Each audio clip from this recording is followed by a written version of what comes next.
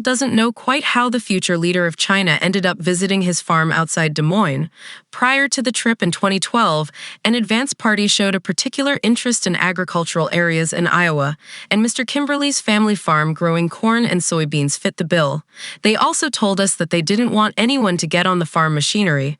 I suppose they were worried someone might slip and fall, he recalls. But the officials underestimated the hands-on enthusiasm of the most important member of their delegation, then Vice President Xi Jinping. I saw President Xi looking at the John Deere tractor, Mr. Kimberly says, and I asked him if he wanted to climb on. Of course he did. We were speaking through a translator, but he even didn't wait for the translation. He understood me right away and went right to the tractor.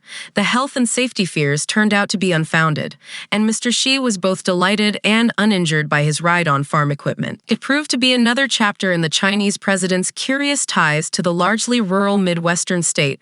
Mr. Xi first traveled to Iowa in 1985 as part of an agricultural delegation from China's Hebei province. He stayed in Muscatine, a city of about 24,000 people circled by farmland and the Mississippi River. The People's Daily, the Chinese Communist Party's official newspaper, noted that the delegation visited elderly people in the local community, attended a birthday party, had 6 interviews with local media outlets, and attended 5 welcome banquets held by the U.S. side. I thought he was a very nice, focused, polite man, Eleanor Dvorchak, who hosted Mr. Xi at her home during his stay, later told the BBC. It was a pleasure to have him at the house. The Dvorchaks put Mr. Xi up in their son's bedroom. He was away at college at the University of Iowa at the time.